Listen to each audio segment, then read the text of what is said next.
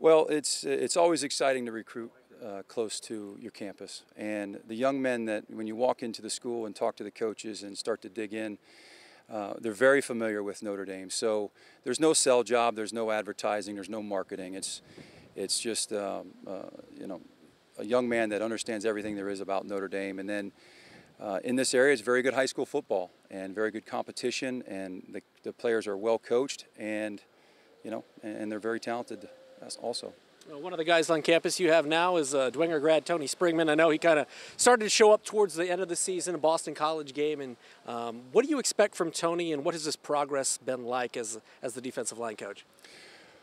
Tony's done an excellent job. Tony is, Tony exemplifies everything we're looking for on the field, off the field. He's just a great young man, a great student, and he's going to be a fantastic football player if he continues to develop the way he has. Also on the Tony Springman venue, just how important is it to have a guy like him who can play multiple line positions for you guys? Well, that's why we like to recruit big players, big, tall, long players that are athletic and fast that can do multiple jobs. Tony's played every single position for us across the front on the defensive line. He could even be an offensive lineman if need be. That's not what we need him for. But he's got great flexibility, and he's a very aggressive football player. So that makes him a high commodity. And what do you have to see from a kid when they're a high school player on campus to be able to say he can handle the role of multiple positions and learn so much? Well, an ability to learn the game, good FBI, good savvy, skill set, and athletic, a tall kid that's athletic, rangy, that can run, that can be put in several situations that call for athleticism, but then also call for an aggressive, powerful player. So, a combination of those things. When you take a look at Jalen, obviously you guys haven't had him on campus in uniform yet, but what makes him a good fit for what you guys do defensively, and what are the expectations for him as he steps on campus? Well, I won't go through the expectations of him, but what makes him a special player is just how big and athletic and fast and aggressive he plays the game. He's a student of the game, and the more impressive thing about him is as you walk through the school, how many people say great things about him, and the type of young man he is, the type of student he is, and just the ambassador that he's going to be for Fort Wayne and then eventually for Notre Dame. So we're very excited about his prospects.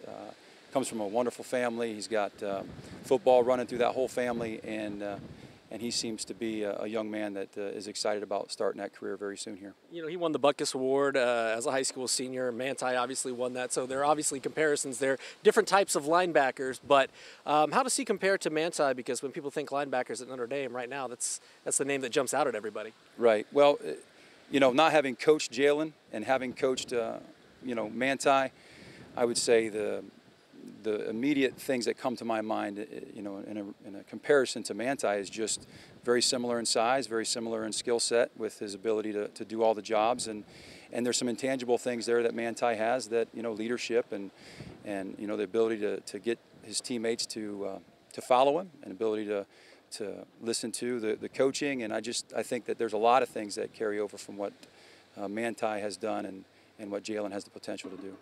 As far as the rankings go, I see you guys in certain polls ranked 8th in that range. What did you learn from the BCS title game against Alabama that you can use moving forward to improve where you guys are going to be by the end of the season? Yeah, I'm not into those types of things. Those are questions for the head football coach, Coach Kelly. I've learned over my, I've been coaching for 14 years now. Just take one day at a time and get your position ready to play that opponent coming up. And our first opponent is Temple, and I really don't care where we're ranked. I just want to make sure that the defensive line is the best that it can be and one of the best in the country. A little bit on those preseason rankings. I know you just say don't pay attention to Athletic out today. I believe they had your Notre Dame defensive line ranked number 2. What's it like being in charge of a unit that is so highly regarded and did so much for this team last year? Well, that hasn't changed for me, because the first day that that I stood in front of the camera as a defensive line coach at Notre Dame, I said that someone had asked me the question, what is the expectation of the defensive line? And it was to be the #1 defensive line in the country, and we're not that. We're far from that. So we're working on that every single day, and in the recruiting process and the developmental process, and getting the guys ready to play. So we're making strides. I think we've done a great job of improving, but we're certainly not anywhere near the top, so we're going to continue to work at that. I know you're still 100 days from the season, but Stefan too and Lewis Nix are 2 guys who are going to be talked about quite a bit going into the year, already getting the way too early pre-mock drafts right ratings.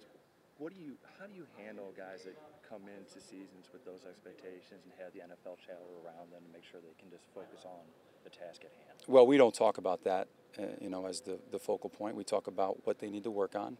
We're very honest with them, and there's certainly things that they know that they need to work on to to improve our defense. We don't talk to them about improving their status as an NFL prospect, although if they improve our defense by playing better, then they're going to improve that naturally. So we just focus on them, their strengths and their weaknesses, and try and improve those. As a former player at University of Michigan, what do you make of Brady Hoke's comments last week that you guys are chickening out on the series? Yeah, I don't comment on things like that. So. Best not to? Yeah, it's just not what I do. It's not what my role. My role is, like I said earlier, to just coach the defensive line. That's a great question for the man that's way above me, Coach Kelly. But as a former player at Michigan who suited up in this series, and as a coach who's been on the sideline for the other team, are you sad to see that series go away? No, there's always going to be new challenges. I think it's I'm not sad about any scheduling because I'm not involved in that, and nor do I comment on it. So. Well, I guess I'm going to keep it pretty vague on that. well, that leads me to my next question: is that you guys obviously with the ACC are incorporating a lot of new opponents, guys that you don't have perhaps as much tape on or have as much experience playing. How does that maybe re-energize you, that challenge of facing something or a program that you've never faced? That's exciting, playing new opponents. I also recruit North and South Carolina, so that's a nice footprint into playing those games down there of a recruiting area that I venture into quite often. So it makes it easier for me to strike up conversations with student athletes that have a commonality to the ACC and especially living in their backyard. So that's exciting for me.